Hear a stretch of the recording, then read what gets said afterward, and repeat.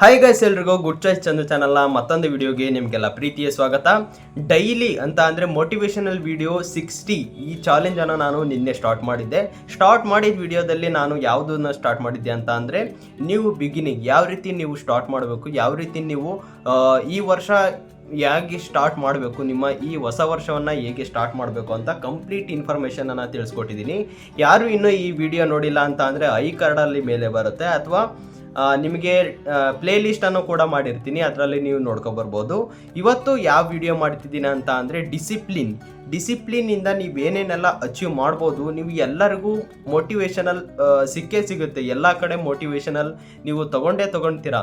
ಆ ಮೋಟಿವೇಶನ್ನ ಯಾವ ರೀತಿ ಯೂಸ್ ಮಾಡಬೇಕು ಅಂತ ಎಷ್ಟೋ ಜನಕ್ಕೆ ಗೊತ್ತಿಲ್ಲ ಗೈಸ್. ಡಿಸಿಪ್ಲಿನ್ ಅಂದ್ರೇನು, ಮೋಟಿವೇಶನ್ ಅಂತ ಅಂದ್ರೇನು, ಮೋಟಿವೇಶನ್ಗಿಂತ ಡಿಸಿಪ್ಲಿನ್ ದೊಡ್ಡದ, ಡಿಸಿಪ್ಲಿನ್ಗಿಂತ ಮೋಟಿವೇಶನ್ ದೊಡ್ಡದ, ಇವೆರಡೂ ಈಕ್ವಲ್ಲ. ಈ ರೀತಿ ನಾನು ಕಂಪೇರ್ ಮಾಡಿ ಎಲ್ಲದೂ ಎಕ್ಸ್ಪ್ಲೇನ್ ಮಾಡ್ತೀನಿ. ಅದಕ್ಕೋಸ್ಕರ ಯಾರು ಇನ್ನೂ ನಮ್ಮ ಚಾನಲ್ಗೆ ಸಬ್ಸ್ಕ್ರೈಬ್ ಆಗಿಲ್ಲ, ಬೇಗ ನಮ್ಮ ಚಾನಲ್ಗೆ ಸಬ್ಸ್ಕ್ರೈಬ್ ಮಾಡಿ. ನಾನು ಕೂಡ ಚಾಲೆಂಜನ್ನು ತಗೊಂಡಿದ್ದೀನಿ, ಕಂಟಿನ್ಯೂಯಸ್ ಆಗಿ 60 ಡೇಸ್ ಇದನ್ನು ನಾನು ಚಾಲೆಂಜ್ ಮಾಡಲೇಬೇಕು. ಏನು ಚಾಲೆಂಜ್ ಅದು ಅಂತ ಅಂದರೆ ನಾನು ಡೈಲಿ ವೀಡಿಯೋಸ್ ಮಾಡಲೇಬೇಕು ಗೈಸ್. ಮೋಟಿವೇಶನ್ ನಿಮಗೆ ನಾನು ಇರೋದೇ ನಿಮಗೋಸ್ಕರ.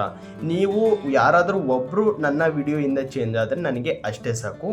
ಬನ್ನಿ ಇವಾಗ ತಡ ಮಾಡೋದು ಬೇಡ, ವಿಡಿಯೋವನ್ನು ಬೇಗ ಶುರು ಮಾಡೋಣ. ಬನ್ನಿ ಗೈಸ್, ಇವಾಗ ಸ್ಟಾರ್ಟ್ ಮಾಡೋಣ. Discipline today creates freedom tomorrow. Yes guys, ಈ ಲೈನ್ ಎಷ್ಟು ಅರ್ಥ ಇದೆ ಅಂತ ನೋಡ್ಕೊಳ್ಳಿ ಗೈಸ್. ನಿಜವಾಗ್ಲೂ ತುಂಬ ಅಂದರೆ ತುಂಬ ಮೀನಿಂಗ್ ಇದೆ. ನಾನಿವಾಗ ಈ ಟಾಪಿಕ್ಗೆ ಹೋಗೋಕ್ಕಿಂತ ಮುಂಚೆ ನಿಮಗೆ ಹೇಳ್ಬಿಡ್ತೀನಿ, ಮೋಟಿವೇಶನ್ನು ಮತ್ತು ಡಿಸಿಪ್ಲಿನ್ಗೆ ಇರೋ ವ್ಯತ್ಯಾಸವನ್ನು ನಾನು ಬ್ರೀಫಾಗಿ ಹೇಳಲಿಕ್ಕೆ ಇಷ್ಟಪಡ್ತೀನಿ. ಮೋಟಿವೇಶನ್ ಅಂತ ಅಂದ್ರೇನು, ಇವಾಗ ಫಾರ್ ಎಕ್ಸಾಂಪಲ್ ನಿಮಗೆ ಕೊಡೋದಾದರೆ, ಇವತ್ತು ನಾನು ಜಿಮ್ಗೆ ಹೋಗಬೇಕು ಅಂತ ಎಷ್ಟೋ ಜನ ಹೇಳಿರ್ತಾರೆ. ಈ ಜಿಮ್ಮಿಂದ ನಮಗೆ ಫುಲ್ ಬಾಡಿ ಬರುತ್ತೆ, ಫ್ಯಾಟ್ ಎಲ್ಲ ಕರಗುತ್ತೆ, ನಾವು ಹೆಲ್ತಿಯಾಗಿರ್ತೀವಿ, ಮತ್ತು ಮಸಲ್ಸ್ ಎಲ್ಲ ಜಾಸ್ತಿ ಬರುತ್ತೆ, ಶೋಲ್ಡರ್ಸ್ ಎಲ್ಲ ಚೆನ್ನಾಗಿ ಕಾಣುತ್ತೆ, ಮತ್ತು ಯಾವುದಾದ್ರೂ ಟೀ ಶರ್ಟು ಆ ರೀತಿ ಹಾಕ್ಕೊಂಡ್ರೆ ತುಂಬ ಚೆನ್ನಾಗಿ ಕಾಣ್ತೀರಾ. ಅದಕ್ಕೋಸ್ಕರ ನೀವು ಜಿಮ್ಗೆ ಹೋಗಬೇಕು ಅಂತ ನಿಮ್ಮ ಮೊಬೈಲ್ನಲ್ಲಿ ಅಥವಾ ಯಾರೋ ನಿಮ್ಮ ಫ್ರೆಂಡ್ಸ್ ಆಗಿರ್ಬೋದು, ನಿಮ್ಮ ಫ್ಯಾಮಿಲಿ ಮೆಂಬರ್ಸ್ ಯಾರೋ ಹೇಳ್ತಾರೆ ಅಂತ ಅಂದ್ಕೊಳ್ಳಿ. ಅವು ಹೇಳ್ದವಾಗ ನೀವು ಕೇಳ್ತಿರಲ್ಲ, ನಿಮ್ಮ ಮೈಂಡ್ ಅಕ್ಸೆಪ್ಟ್ ಮಾಡುತ್ತಲ್ಲ, ಅದು ಮೋಟಿವೇಶನ್. ಮಾಡ್ತೀವಿ, ನಾವು ಮಾಡಬೇಕು ಈ ರೀತಿ ಅಂತ ಅನ್ಕೋತಿರಲ್ಲ, ಅದು ಮೋಟಿವೇಶನ್ ಗೈಸ್. ಓಕೆನಾ? ಫಾರ್ ಎಕ್ಸಾಂಪಲ್ ಇನ್ನೂ ಒಂದು ಕೊಡೋದಾದರೆ, ವಿರಾಟ್ ಕೊಹ್ಲಿ ಅವರು ಕಂಟಿನ್ಯೂಯಸ್ ಆಗಿ 200 ಹೊಡೆದ್ರು ಅಂತ ಅಂದ್ಕೊಳ್ಳಿ. ಆದರೆ ಅದು ನಾನು ಇವಾಗ ಒಬ್ಬರು ಕ್ರಿಕೆಟರ್ ಆಗಿ ನಾನು ಅದೇ ಥರ ಮಾಡಬೇಕು ಅಂತ ಇದ್ದರೆ ಅದು ಮೋಟಿವೇಶನ್ ಅಷ್ಟೇ. ಡಿಸಿಪ್ಲಿನ್ ಅಂತ ಅಂದ್ರೇನು ಹಾಗಾದರೆ? ಡಿಸಿಪ್ಲಿನ್ ಅಂತ ಅಂದರೆ ನೀವು ಆರಾಮಾಗಿ ಈಸಿಯಾಗಿ ಅರ್ಥ ಮಾಡ್ಕೊಬೇಕು. ಡಿಸಿಪ್ಲಿನ್ ಅಂತ ಅಂದರೆ ಈ ಮೋಟಿವೇಶನ್ ಇರುತ್ತಲ್ಲ, ಆ ಮೋಟಿವೇಶನ್ನ ನೀವು ಕೆಲಸದ ಕಾರ್ಯರೂಪಕ್ಕೆ ತೊಗೊಂಡು ಬರಬೇಕು, ಅದು ಕಂಟಿನ್ಯೂಯಸ್ ಆಗಿ, ಅದು ಡಿಸಿಪ್ಲಿನ್ ಅಂತ ಹೇಳ್ತಾರೆ. ಓಕೆನಾ? ಇವಾಗ ಸಿಂಪಲ್ ಆಗಿ ಅರ್ಥ ಆಯ್ತಾ? ಫಾರ್ ಎಕ್ಸಾಂಪಲ್ ನಾನು ಫಸ್ಟ್ ಎಕ್ಸಾಂಪಲ್ ಏನು ಕೊಟ್ಟಿದ್ದು, ಜಿಮ್ಗೆ ಹೋಗಬೇಕು, ಬಾಡಿ ಬರುತ್ತೆ, ಹೆಲ್ತ್ ಚೆನ್ನಾಗಿರುತ್ತೆ ಅಂತ ಯಾರೋ ಒಬ್ಬರು ಮೋಟಿವೇಶನ್ ನಿಮಗೆ ಮಾಡಿದರು, ನೀವು ಕೂಡ ಅಂದ್ಕೊಂಡ್ರಿ, ಅದು ಮೋಟಿವೇಶನ್. ಡಿಸಿಪ್ಲಿನ್ ಅಂತ ಅಂದ್ರೇನು, ನಿಮಗೆ ಆರೋಗ್ಯ ಚೆನ್ನಾಗಿರುತ್ತೋ ಅವತ್ತು ಇಲ್ಲೋ ಗೊತ್ತಿಲ್ಲ, ಏನೋ ಪ್ರಾಬ್ಲಮ್ ಇದೆಯೋ ಅದು ಗೊತ್ತಿಲ್ಲ, ಮತ್ತು ನೀವು ಏನೋ ಒಂದು ಕಾರಣ ಕೊಟ್ಟು ಆ ಕೆಲಸವನ್ನು ಬಿಡೋ ಆಗಿಲ್ಲ, ನೀವು ಜಿಮ್ಗೆ ಹೋಗೋದನ್ನು ನೀವು ಕಂಟಿನ್ಯೂಯಸ್ ಆಗಿ ಅದನ್ನು ಮಾಡ್ತಾನೆ ಇರಬೇಕು. ಆವಾಗ ಅದಕ್ಕೆ ಹೇಳ್ತಾರೆ ಡಿಸಿಪ್ಲಿನ್ ಅಂತ. ಇವಾಗ ನೀಟಾಗಿ ಅರ್ಥ ಆಯಿತು ಅಂತ ಅನ್ಕೋತೀನಿ. ಈ ರೀತಿ ಮಾಡೋದ್ರಿಂದ ನೀವು ಏನು ಮೋಟಿವೇಶನ್ ಇಟ್ಕೊಂಡಿರ್ತೀರಾ, ಏನು ನೀವು ಆಗಬೇಕಂತ ಇರ್ತೀರಾ, ಈ ಡಿಸಿಪ್ಲಿನಿಂದ ನೀವು ಆರಾಮಾಗಿ ಅಚೀವ್ ಮಾಡ್ಬೋದು. ಓಕೆನಾ? ಅದಕ್ಕೋಸ್ಕರ ಹೇಳ್ತಾ ಇರೋದು, ಇವತ್ತು ನೀವೇನಾದರೂ ಡಿಸಿಪ್ಲಿನಲ್ಲಿ ಇದ್ರಿ ಅಂತ ಅಂದರೆ ಟುಮಾರೋ ನಿಮಗೆ ಅಂತ ಅಂದರೆ ನಿಮ್ಮ ಫ್ಯೂಚರಲ್ಲಿ ತುಂಬಾ ಯೂಸ್ಫುಲ್ ಇದೆ, ನೀವು ಆರಾಮಾಗಿ ಫ್ರೀಡಮ್ ಆಗಿ ಇರ್ಬೋದು. ಬನ್ನಿ ಗೈಸ್, ಇವಾಗ ಅದ್ರ ರಿಲೇಟೆಡ್ ಆಗಿ ಮಾತಾಡ್ತಾ ಹೋಗೋಣ. Yes guys, every sacrifice today, small sacrifice ನೀವು ಮಾಡಲೇಬೇಕಾಗತ್ತೆ. ನನಗೂ ಕೂಡ ತುಂಬಾ ಸ್ಯಾಕ್ರಿಫೈಸ್ ಮಾಡಬೇಕಾಯ್ತು. ನಾನು ಏನೇನು ಸ್ಯಾಕ್ರಿಫೈಸ್ ಮಾಡಬೇಕು, ನಾನು ಹಾಸ್ಟೆಲಲ್ಲಿದ್ದವಾಗ ನಾನು ನನ್ನ ಲೈಫ್ನ ಎಕ್ಸಾಂಪಲ್ಲೇನೆ ಕೊಡ್ತೀನಿ. ನಾನು ಮನೆಯಲ್ಲಿದ್ದವಾಗ ಟೈಮಿಗೆ ನಮಗೆ ರುಚಿಯಾಗಿದ್ದನ್ನು ನಾನು ತಿಂತಾಯಿದ್ದೆ, ರುಚಿಯಾಗಿದ್ದು ನನಗೆ ಎಷ್ಟು ಬೇಕೋ ಅಷ್ಟು ತಿಂತಾಯಿದ್ದೆ, ಮತ್ತು ನಮಗೆ ಏನು ಬೇಕೋ ಅದನ್ನೇ ಮಾಡಿಸ್ಕೊಂಡು ನಮ್ಮ ಅಮ್ಮ ಹತ್ರ ತಿಂತಾಯಿದ್ವಿ. ಬಟ್ ಅದೇ ನಾನು ಹಾಸ್ಟೆಲ್ಗೆ ಹೋದವಾಗ ಅಲ್ಲಿ ನಮಗೆ ಟೈಮ್ ಸರಿಯಾಗಿ ಊಟ ಸಿಗ್ತಾಯಿತ್ತು, ಬಟ್ ಆ ಟೇಸ್ಟ್ ಇರ್ತಾ ಇರಲಿಲ್ಲ. ಇದು ನಾವು ಊಟವನ್ನು ಸ್ಯಾಕ್ರಿಫೈಸ್ ಮಾಡಬೇಕಾಯ್ತು. ಮತ್ತು ನಾವು ಫೋನನ್ನು ಎಷ್ಟೋ ಜನ ಯೂಸ್ ಮಾಡ್ತಾ ಇದ್ವಿ ಇಲ್ಲಿ ಮನೆಯಲ್ಲಿ, ಬಟ್ ಅಲ್ಲಿ ನಾವು ಸ್ಯಾಕ್ರಿಫೈಸ್ ಮಾಡಬೇಕಾಯ್ತು. ಮತ್ತು ನಿದ್ದೆ ನಿಜ ನನಗೆ ಆಗ್ತಾನೆ ಇರಲಿಲ್ಲ ಗೈಸ್. ನನಗೆ ಮಾರ್ನಿಂಗ್ ಎದ್ದೇಳ್ಬೇಕಂತ ಅಂದರೆ ಆಗ್ತಾ ಇರಲಿಲ್ಲ ಸ್ಟಾರ್ಟಿಂಗ್ ಇಲ್ಲಿ ಮನೆಯಲ್ಲಿದ್ದವಾಗ. ಬಟ್ ಅಲ್ಲಿ ಹೋದವಾಗ ಏನಾದರೂ ಮಾಡಬೇಕು, ಏನಾದರೂ ಒಂದು ಅಚೀವ್ ಮಾಡಬೇಕು ಅಂತ ನಾವು ಒಂದು ಛಲವನ್ನು ಇಟ್ಕೊಂಡು ಅದರ ಛಲಕ್ಕೆ ನಾವು ಬಿಡದಿರ ಮಾರ್ನಿಂಗೂ ಎದ್ದೇಳ್ತಾ ಇದ್ವಿ, ಎಕ್ಸಸೈಸ್ಗೆ ಹೋಗ್ತಾ ಇದ್ವಿ, ಮತ್ತು ನೈಟು ಕೂಡ 11 or 12 ಆಗೋದು. ಯಾಕೆ ಅಂತ ಅಂದರೆ ಮಾರ್ನಿಂಗ್ ಕೂಡ ಬೇಗ ಎದ್ದೇಳಬೇಕಿತ್ತು. ಸೊ ಅದಕ್ಕೋಸ್ಕರ ನಾವು ಈ ರೀತಿ ನಾವು ಒಂದು ಡಿಸಿಪ್ಲಿನನ್ನು ಕಲ್ತ್ವಿ ಅಲ್ಲಿ. ಅವತ್ತು ಮಾಡಿದ ನನ್ನ ಸ್ಯಾಕ್ರಿಫೈಸ್ ಅದಕ್ಕೋಸ್ಕರ ನನ್ನ ರ್ಯಾಂಕ್ ಆಗಿರ್ಬೋದು, ನನ್ನ ನಾಲೆಡ್ಜ್ ಆಗಿರ್ಬೋದು ನನಗೆ ಸಿಕ್ತು ಗೈಸ್. ಅದಕ್ಕೋಸ್ಕರ ನಿಮಗೆ ಹೇಳೋದು, ಇವತ್ತು ನೀವೇನು ಸ್ಯಾಕ್ರಿಫೈಸ್ ಮಾಡ್ತೀರಾ, ನಿದ್ದೆ ಸ್ಯಾಕ್ರಿಫೈಸ್ ಮಾಡ್ತೀರಾ, ಮತ್ತು ನೀವೇನು ನಿಮ್ಮ ಊಟ ಸ್ಯಾಕ್ರಿಫೈಸ್ ಮಾಡ್ತೀರಾ, ಅದು ಇವತ್ತಿಗೆ ಸ್ಮಾಲ್ ಆಗಿರ್ಬೋದು, ಬಟ್ ಟುಮಾರೋ ಅದು ಬೆಟರ್ ಫೀಲನ್ನು ಕೊಡುತ್ತೆ. ಇವತ್ತು ನೀವೇನಂತ ಅಂದರೆ ಅನ್ನ ಸಾಂಬಾರನ್ನು ಸ್ಯಾಕ್ರಿಫೈಸ್ ಮಾಡಿದ್ರಿ ಅಂತ ಅಂದ್ಕೊಳ್ಳಿ, ಅದು ಅನ್ನ ಸಾಂಬಾರು ಚೆನ್ನಾಗಿಲ್ಲ ಆದರೂ ಕೂಡ ಸ್ವಲ್ಪ ತಿಂದು ನೀವು ಆ ಡೇನ ಕಳೆದಿರ್ತೀರ. ಬಟ್ ಈ ಸ್ಯಾಕ್ರಿಫೈಸು ನಿಮಗೆ ಮುಂದೆ ಡೈಲಿ ಬಿರಿಯಾನಿ ತಿನ್ನುವಂಥ, ಎಕ್ಸಾಂಪಲ್ ಹೇಳ್ತಾ ಇರೋದು, ಬಿರಿಯಾನಿ ತಿನ್ನುವಂಥ ಕಾಲನೂ ಕೂಡ ಕೊಡುತ್ತೆ. ಅದಕ್ಕೋಸ್ಕರ ನೀವು ಸ್ಮಾಲ್ ಸ್ಯಾಕ್ರಿಫೈಸನ್ನು ಮಾಡಬೇಕಾಗತ್ತೆ.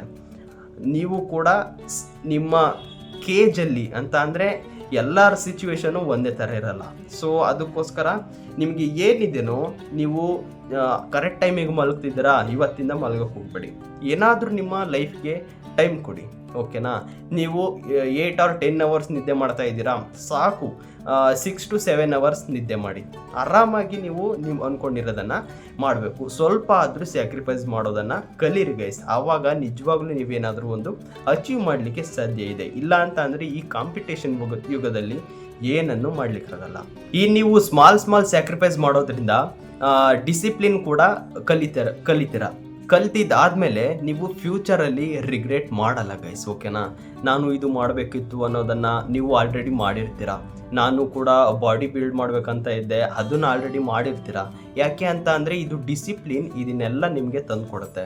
ಸೊ ಅದಕ್ಕೋಸ್ಕರ ನೀವೇನು ಮಾಡಬೇಕು, ಡಿಸಿಪ್ಲಿನ್ ಅನ್ನೋದು ನಿಮ್ಮ ಲೈಫಲ್ಲಿ ತುಂಬಾ ಇಂಪಾರ್ಟೆಂಟ್, ಓಕೆನಾ? ನೀವು ಇವಾಗ 18 or 20 ಮತ್ತು 40 ಬಿಲೋ, 18, 20 ಎಬೋ ನೀವು ಏನನ್ನು ಅಚೀವ್ ಮಾಡಬೇಕಂತ ಇದ್ದೀರೋ ಈ ಏಜ್ ಒಳಗಡೆ ಮಾಡಬೇಕು ಗೈಸ್. 30-35 ಆಯಿತು ಅಂತ ಅಂದರೆ ನಿಮಗೆ ಒಂದು ಫ್ಯಾಮಿಲಿ ರೆಸ್ಪಾನ್ಸಿಬಿಲಿಟಿ ಬರುತ್ತೆ, ಮತ್ತು ನಿಮಗೆ ಟೈಮ್ ಕೂಡ ಸಿಗಲ್ಲ. ನೀವು ಜಾಬ್ಗೆ ಹೋಗಬೇಕು, ನಿಮ್ಮ ಫ್ಯಾಮಿಲಿನ ನೋಡ್ಕೋಬೇಕು, ಮತ್ತು ನಿಮಗೆ ಮಕ್ಕಳು ಅಥವಾ ಮದುವೆ ಆದ್ರಿ ಅಂತ ಅಂದರೆ ವೈಫು ಎಲ್ಲ ಮ್ಯಾನೇಜ್ ಮಾಡೋದಂದರೆ ಅಲ್ಲಿ ನೀವು ಏನನ್ನು ಕೂಡ ನಿಮಗೆ ಫ್ರೀಡಮ್ ಇರೋದೇ ಇಲ್ಲ ಗೈಸ್. ಸೊ ಅದಕ್ಕೋಸ್ಕರ 18 ಎಬೋ, 30-35 ಬಿಲೋ ನೀವೇನು ಅಂದ್ಕೊಂಡಿದ್ದೀರೋ ಈ ಟೈಮಲ್ಲಿ ನೀವು ರಿಸ್ಕನ್ನು ತಗೊಳ್ಳಿ. ಅಲ್ಲಿ ನೀವೇನಾದರೂ ನಿನ್ನೆ ಎಸ್ಟರ್ಡೇ ವಿಡಿಯೋ ಮಾಡಿದ್ದೀನಲ್ಲ, ನ್ಯೂ ಬಿಗಿನಿಂಗ್ ಯಾವ ರೀತಿ ಬಿಗಿನ್ ಮಾಡೋದು ಅಂತ ನೋಡ್ಕೊಂಬನ್ನಿ. ಅದಾದಮೇಲೆ ಟುಡೇ ಏನಂದರೆ ಡಿಸಿಪ್ಲಿನ್ನು ನಿಮಗೆ ಫ್ಯೂಚರಲ್ಲಿ ನಾನು ಇದಾಗಬೇಕಿತ್ತು ಅನ್ನೋದನ್ನು ಮರೆಸುತ್ತೆ ಗೈಸ್, ಓಕೆನಾ? ಎಲ್ಲದೂ ನೀವು ಆಲ್ರೆಡಿ ಮಾಡಿರ್ತೀರ. ಅದಕ್ಕೋಸ್ಕರ ಹೇಳ್ತಾ ಇರೋದು, ಫ್ಯೂಚರಲ್ಲೇ ನೀವು ನಾನು ಇದು ಮಾಡಬೇಕಿತ್ತು, ನಾನು ಆಫೀಸರ್ ಆಗಬೇಕಿತ್ತು, ನಾನು ಇದೇ ಥರ ಕೊಹ್ಲಿ ಥರ ಆಗಬೇಕಾಗಿತ್ತು, ಮತ್ತು ನಾನು ತುಂಬ ದುಡ್ಡನ್ನು ಅರ್ನ್ ಮಾಡಬೇಕಾಗಿತ್ತು ಅಂತ ಸುಮ್ಮನೆ ಥಿಂಕಿಂಗ್ ಮಾಡ್ಕೊಳ್ತಾ ಕೂತ್ಕೊಳಕ್ಕೆ ಹೋಗಬೇಡಿ. ಡಿಸಿಪ್ಲಿನಾಗಿ ನೀವೇನು ಅಂದ್ಕೊಂಡಿದ್ದೀರೋ ನೀವು ಬಿಗಿನಿಂಗನ್ನು ಸ್ಟಾರ್ಟ್ ಮಾಡಿ ಒಂದು ಡಿಸಿಪ್ಲಿನಿಂದ ಆ ನಿಮ್ಮ ಗೋಲ್ಗೆ ನೀವು ಒಂದು ದಿನನೂ ಬಿಡಬಾರ್ದು ಗೈಸ್, ಓಕೆನಾ? ಆ ರೀತಿ ನಿಮಗೆ ಹುಷಾರಿಲ್ಲ ಅಂದ್ರೂ ಪರವಾಗಿಲ್ಲ, ನೀವು ಬೇರೆ ಊರಿಗೆ ಹೋಗಿದ್ದೀರ ಅಂದ್ರೂ ಪರವಾಗಿಲ್ಲ, ನಿಮಗೆ ಏನು ಆಗಿದೆನೋ ಅದು ಮ್ಯಾಟರ್ ಅಲ್ಲ, ಅದು ಡಿಸಿಪ್ಲಿನ್ ಅನ್ಸ್ಕೊಳ್ಳಲ್ಲ. ನೀವು 2 ದಿನ ಬಿಟ್ಟೆ ಮತ್ತೆ 3ನೇ ದಿನ ಮಾಡಿದೆ ಮತ್ತೆ ಬಿಟ್ಟೆ ಅಂತ ಅಂದರೆ ಅದು ಡಿಸಿಪ್ಲಿನ್ ಅಲ್ಲ. ನೀವು ಏನೇ ಇರಲಿ ಕಂಟಿನ್ಯೂಯಸ್ ಆಗಿ ನೀವು ಅಚೀವ್ ಮಾಡಬೇಕಂತ ಮೈಂಡ್ಸೆಟ್ ಇಟ್ಕೊಂಡು ಮಾಡ್ತಿರಲ್ಲ, ಆ ಡಿಸಿಪ್ಲಿನ್ನೇ ನಿಮ್ಮನ್ನು ಒಂದು ಉನ್ನತ ಸ್ಥಾನಕ್ಕೆ ತಗೊಂಡು ಹೋಗೋದು, ಓಕೆನಾ? ಅದಕ್ಕೆ ಹೇಳ್ತಾ ಇರೋದು discipline is most important than motivation. ಹಂಗಂತ ಮೋಟಿವೇಶನ್ ಇರಬಾರ್ದು ಅಂತಲ್ಲ, ಮೋಟಿವೇಶನ್ನು ಇರಬೇಕು, ಅದ್ರ ತಕ್ಕನಂಗೆ ಡಿಸಿಪ್ಲಿನ್ ಆಗಿ ನೀವು ವರ್ಕ್ ಮಾಡ್ತಾ ಹೋಗ್ಬೇಕು. ಆವಾಗ ನೀವು ಒಂದು ಅಚೀವ್ ಮಾಡಲಿಕ್ಕೆ ಸಾಧ್ಯತೆ ಇದೆ ಗೈಸ್. ಈ ಲೈನ್ ಯಾವ ರೀತಿ ಇದೆ ಅಂತ ಕೇಳಿ ಗೈಸ್, ಓಕೆನಾ? Freedom is earned through consistent effort. Yes guys, ಕನ್ಸಿಸ್ಟೆನ್ಸಿಯಾಗಿ ನೀವು ಎಫರ್ಟನ್ನು ಹಾಕಿದರೆ ಮಾತ್ರ ನಿಮಗೆ ಮುಂದೆ ಫ್ರೀಡಮ್ ಆಗಿ ಇರಲಿಕ್ಕೆ ಸಾಧ್ಯತೆ ಇದೆ ಗೈಸ್. ನೀವೇನಾದರೂ ಕನ್ಸಿಸ್ಟೆನ್ಸಿಯಾಗಿ ನೀವು ಇವಾಗ ಈ ಏಜಲ್ಲೇ ನೀವು ಮಾಡಿಲ್ಲ ಅಂತ ಅಂದರೆ ನೀವು ಮುಂದೆ ರಿಗ್ರೆಟ್ ಪಡಬೇಕಾಗತ್ತೆ. ನಾನು ಇದು ಮಾಡಬೇಕಿತ್ತು ಅಂತ, ಇದು ಮಾಡಬೇಕಿತ್ತು ಅಂತ. ಅದು ಮತ್ತೆ ನೀವು ಸ್ಟಾರ್ಟ್ ಮಾಡ್ತೀರಾ. ನಿನ್ನೆ ನಾನು ವಿಡಿಯೋ ಮಾಡಿದ್ದೀನಿ ನ್ಯೂ ಬಿಗಿನಿಂಗ್ ಅಂತ. ನ್ಯೂ ಬಿಗಿನಿಂಗ್ ಏನೋ ಸ್ಟಾರ್ಟ್ ಮಾಡ್ತೀರಾ, ಅದು ಕನ್ಸಿಸ್ಟೆನ್ಸಿ ಇಲ್ಲ ಅಂತ ಅಂದರೆ ಅದು ಸ್ಟಾರ್ಟ್ ಮಾಡಿ ಏನು ಯೂಸ್ ಆಗಲ್ಲ ಗೈಸ್, ಓಕೆನಾ. ನೀವು ಯಾವಾಗ ಸ್ಟಾರ್ಟ್ ಮಾಡ್ತೀರಾ ಅವಾಗ ನೀವು ಮೈಂಡ್ಗೆ ಫಿಕ್ಸ್ ಆಗಬೇಕು. ನಾನು ಏನೇ ಇಲ್ಲ ಅಂತ ಅಂದರೂ ನಿಮ್ಮ ಫ್ಯಾಷನನ್ನು ಮಾಡ್ಕೋಬೇಕು. ನೀನು 5 hours ಡೈಲಿ ಓದ್ತಾ ಇದೆಯಾ ಅಂತ ಅಂದರೆ 5 hours ನೀನು ಡೈಲಿ ಓದಲೇಬೇಕು. ಅದು ನಿನ್ನ ಫ್ಯಾಷನ್. ನೀನು ಡಿಸಿಪ್ಲಿನಾಗಿ ಅದು ಮಾಡ್ತಾ ಇದೆಯಾ, ಅದು ಮಾಡಿದರೆ ನಿಮ್ಮ ಫ್ಯೂಚರಲ್ಲಿರೋದು ನಿನಗೆ ಲೈಫ್. ಸೊ ಅದಕ್ಕೋಸ್ಕರ ಥಿಂಕ್ ಮಾಡು ಗುರು. ನಿಜವಾಗ್ಲೂ ತುಂಬ ಕಾಂಪಿಟೇಷನ್ ಇದೆ. ಡಿಸಿಪ್ಲಿನಾಗಿ ನೀವು ವರ್ಕ್ ಮಾಡ್ತಾ ಹೋಗು. ನಿನ್ನ ಮೇಲೆ ನಿನಗೆ ನಂಬಿಕೆ ಇರಲಿ, ಯಾರ ಮೇಲೂ ಬೇಡ. ನಿನ್ನ ಮೇಲೆ ನಂಬಿಕೆ ಇಟ್ಕೊಂಡು ಒಂದು ಡಿಸಿಪ್ಲಿನಾಗಿ ನೀವೇನಾದರೂ ಒಂದು ಕೆಲಸ ಮಾಡಿದ್ರಿ ಅಂತ ಅಂದರೆ ಅದು what ever it may be, ಏನಾದರೂ ಆಗಿರ್ಬೋದು. ಅದು ನೀವು ಫಸ್ಟು ಸ್ಟಾರ್ಟ್ ಮಾಡೋದನ್ನು ಕಲೀರಿ, ಟ್ರೈ ಮಾಡೋದನ್ನು ಕಲೀರಿ, ಮೋಟಿವೇಶನನ್ನು ತಗೊಳ್ಳಿ. ಆ ಮೋಟಿವೇಶನಿಂದ ಡಿಸಿಪ್ಲಿನಾಗಿ ವರ್ಕ್ ಮಾಡೋದನ್ನು ಕಲೀರಿ. ಇದು ಇವತ್ತಿನ ಈ ವಿಡಿಯೋ ಆಗಿತ್ತು. ಈ ವಿಡಿಯೋ ಇಷ್ಟ ಆದರೆ ನೀವು ನಮ್ಮ ಚಾನಲ್ಗೆ ಇನ್ನೂ ಸಬ್ಸ್ಕ್ರೈಬ್ ಆಗಿಲ್ಲ ಅಂದರೆ ಸಬ್ಸ್ಕ್ರೈಬ್ ಮಾಡ್ಕೊಳ್ಳಿ ಮತ್ತು ಪಕ್ಕದಲ್ಲೇ ಇರತಕ್ಕಂಥ ಬೆಲ್ ಐಕನನ್ನು ಕೂಡ ಕ್ಲಿಕ್ ಮಾಡಬಹುದು. ಇದೇ ಥರ ಪ್ಲೇಲಿಸ್ಟಲ್ಲಿ ನಾನು ಕಂಟಿನ್ಯೂಸ್ ವಿಡಿಯೋನ ಹಾಕ್ತಾ ಇರ್ತೀನಿ. ನೀವೇನಾದರೂ ನೋಡಿಲ್ಲ ಅಂತ ಅಂದರೆ ನೋಡ್ಕೊಂಬರ್ಬೋದು. ಮತ್ತೆ ಮುಂದಿನ ವಿಡಿಯೋದಲ್ಲಿ ಸಿಗ್ತೀನಿ, ಅಂದರೆ ನಾಳೆ ಸಿಗ್ತೀನಿ ಒಂದು ಹೊಸ ಟಾಪಿಕ್ನಲ್ಲಿ, ಓಕೆನಾ. ಅಲ್ಲಿವರೆಗೂ ವೆಯ್ಟ್ ಮಾಡ್ತಾ ಇರಿ. ಇದು ಚಂದು ಮೈಂಡ್ಸೆಟ್ ಅಂತ ಇನ್ಸ್ಟಾಗ್ರಾಮ್ ಕೂಡ ಇದೆ, ಅಲ್ಲೂ ಕೂಡ ನೀವು ಫಾಲೋ ಮಾಡ್ಬೋದು. ಗುಡ್ ಚಾಯ್ಸ್ ಚಂದು ಅಂತ ನಮ್ಮ ಯೂಟ್ಯೂಬ್ ಚಾನಲ್ ಇದು, ಅದಕ್ಕೂ ಕೂಡ ಫಾಲೋ ಆಗ್ಬೋದು, ಸಬ್ಸ್ಕ್ರೈಬ್ ಮಾಡ್ಬೋದು ಮತ್ತು ಸಪೋರ್ಟ್ ಕೂಡ ಮಾಡ್ಬೋದು ಗೈಸ್, ಓಕೆನಾ. ಇದೇ ಥರ ಸಪೋರ್ಟ್ ಮಾಡ್ತಾ ಇರಿ. ಮತ್ತೆ ಮುಂದಿನ ವಿಡಿಯೋದಲ್ಲಿ ಸಿಗ್ತೀನಿ. ಅಲ್ಲಿವರೆಗೂ take care, bye bye guys. Take care, motivation, do in discipline. Yes.